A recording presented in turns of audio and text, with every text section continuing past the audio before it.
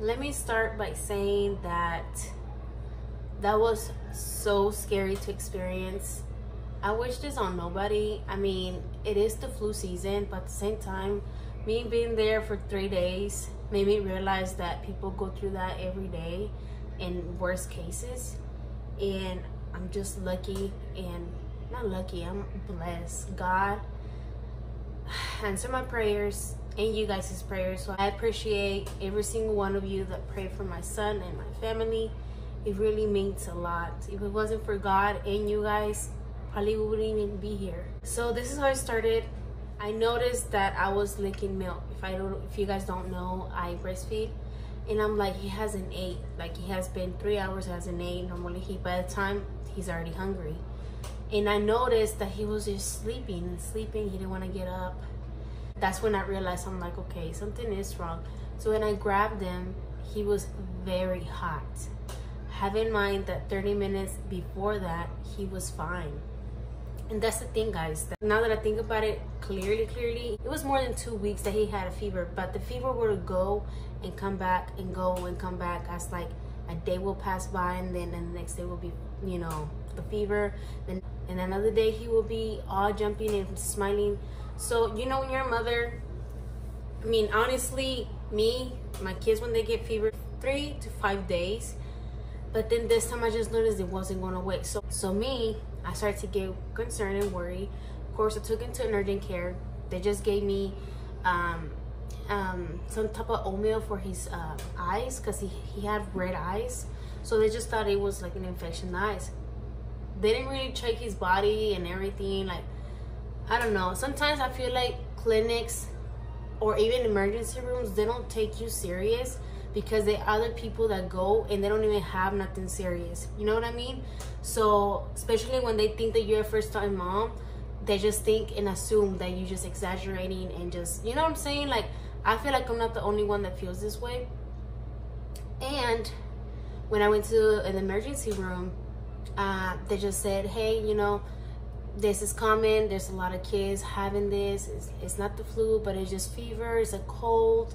And I already heard that. So I ain't so pissed at this time. I'm like, how can you tell me that he just has a cold when I'm telling you constantly that it has been more than 5 days and he has been having a fever? He's not himself. Like, he's not eating it. You know what I'm saying? Like, I just got out and left. So I'm like, okay. I told my husband, I'm like, the next morning, if he does not feel okay, we're gonna have to go to OU, to a bigger and farther hospital from us. And he goes, okay. That was Saturday, but he was fine the whole day until that one time that we realized that he wasn't okay. So we pulled up to the house, and I'm like, we need to go to the hospital. This is just, it's enough. It's enough. So we went, and we're gonna go to the one we went last time. And we're like, you know, he goes, no, let's go to the OU one, the one that is a special for kids. So we went and everything, and after I told them it has been more than 2 weeks, they rushed him in. Like, they didn't hesitate. And of course you get scared. I was so scared, you guys. Like, had a panic attack. I was beyond scared. The fact that they were taking forever, and then they go, okay, we're gonna have to take some blood out.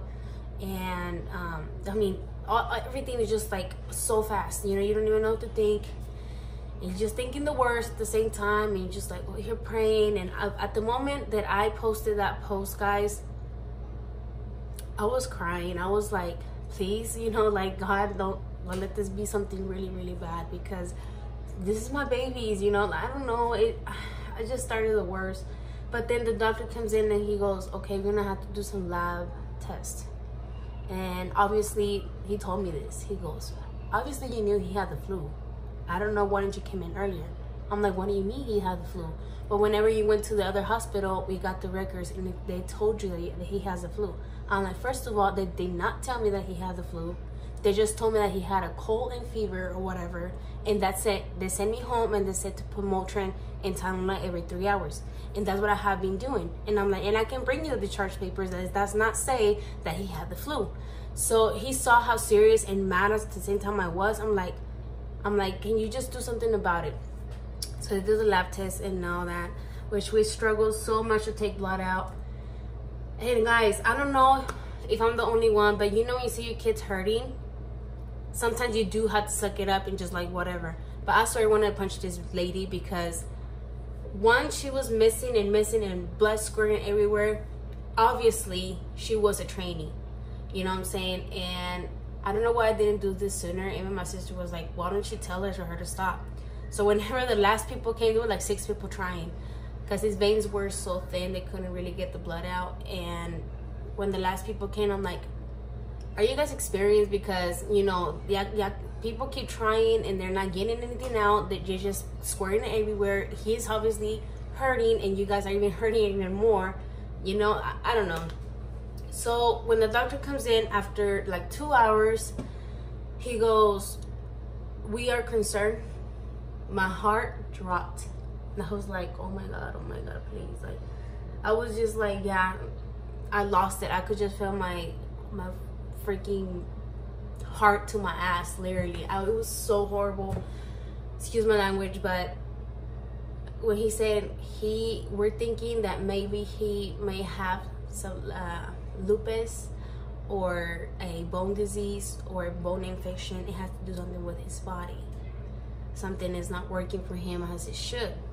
You guys, I started bawling out and I'm like, what? Like, it was so unreal. And I'm like, are you guys sure about this? Like, no. But as like physical, as like how we see him, how he's in pain and stuff, that's what it seems like it.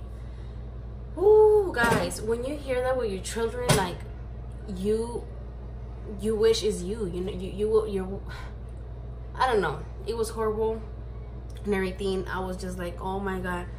And then there's like, okay, when I had to transfer you to a room, you're gonna have to stay. We have to have him on observation, all this thing. And then it came back that he had Kawasaki disease.